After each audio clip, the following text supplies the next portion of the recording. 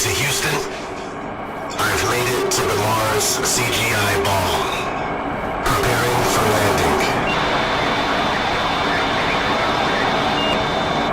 Is it even possible to land on this thing?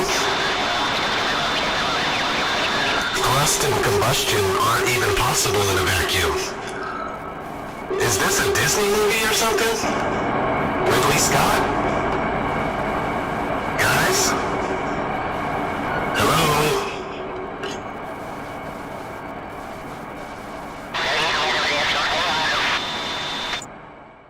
Hey everybody, ODD here. This will be a quicker and cleaner version of the video that I made last night.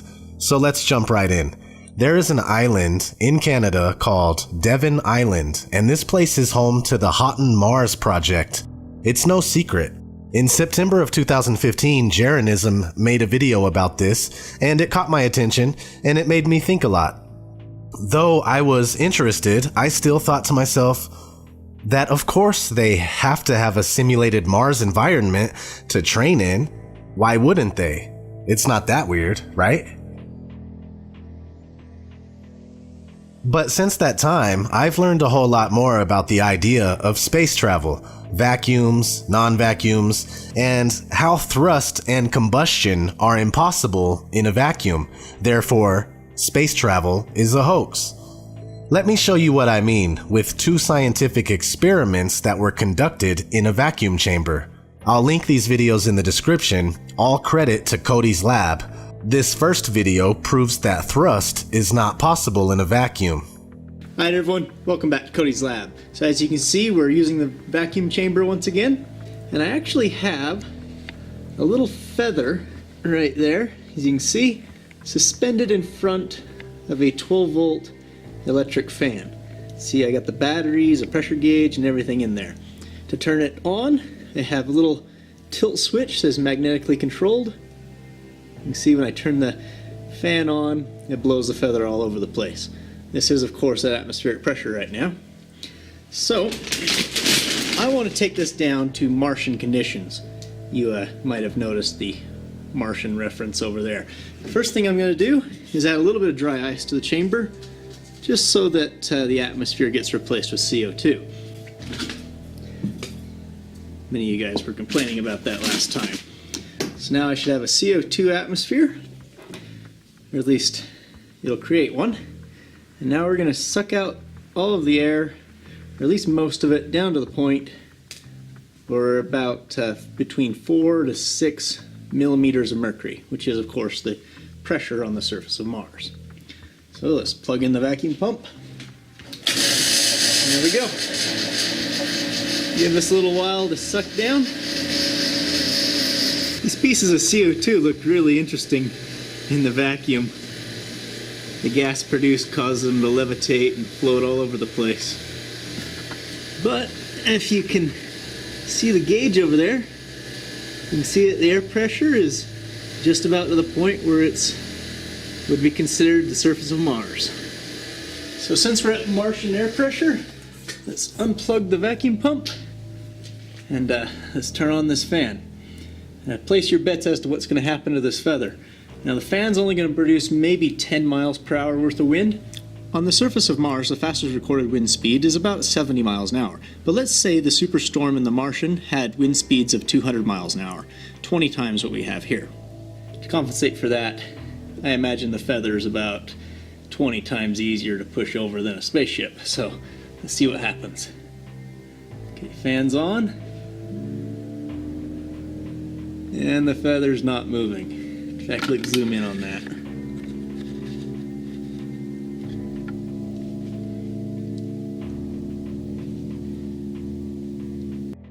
This second experiment proves that combustion is not possible in a vacuum.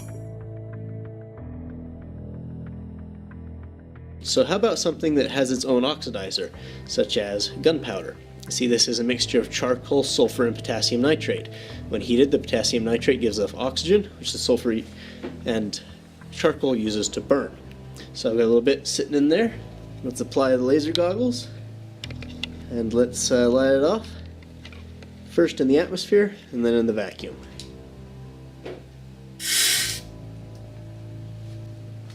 Okay, as you can see, it produced lots of smoke and burned rather quickly.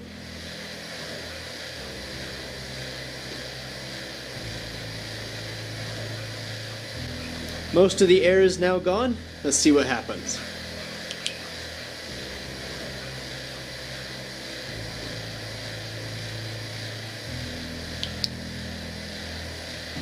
The gunpowder did not ignite. I saw some smoke coming off of it, so I know it burned a little. Let's try again more in the center of the pile.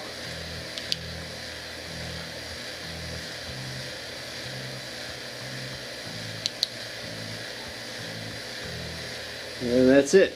The gunpowder does not burn. And so I'm going to be burning some rocket candy. This is a mixture of sugar, potassium nitrate, and iron oxide. This is used in amateur rockets because the ingredients are readily available and the amount of thrust it produces is quite high. So let's light this on fire and see how it does. So this is in Earth atmosphere.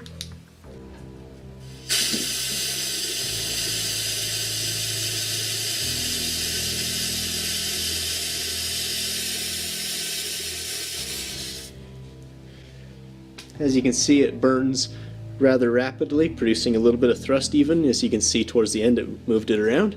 So now let's try it inside of a vacuum.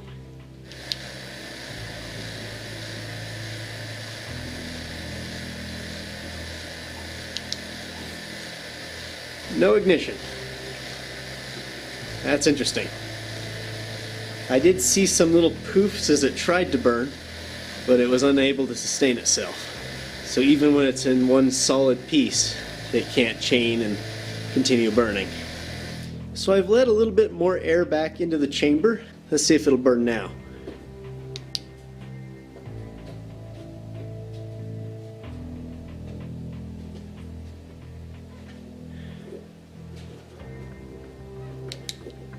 That's a no-go on burn. Wait. It's kind of smoldering. And it's out. Acetone peroxide in the atmosphere in 3, 2, 1. Yes, that's a little bit more volatile than gunpowder is.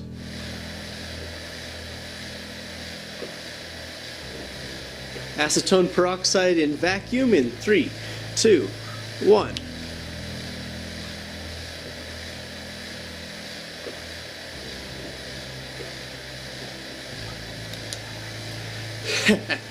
It still didn't burn. So essentially, what we have here is solid evidence that space travel is fake. Therefore, the Mars rover is a complete hoax, and this Mars simulated environment on Devon Island is where they fake Mars rover footage and where they will fake all future Mars footage. I mean, they could fake this anywhere really, Greenland, Nevada, or even other remote islands such as Devon Island. But since the Houghton Mars project is public knowledge, we have a good lead here. Since at least the 1950s, going to Mars has been a common theme in movies, TV shows, and cartoons and whatnot. And what these movies are doing are conditioning us to believe that a trip to Mars is viable, which it isn't. We are merely being programmed to buy into the hoax when the time comes. Stay on your toes and keep a good spotlight on these liars. We need to watch everything they do like a hawk. This has been ODD. Thanks for watching.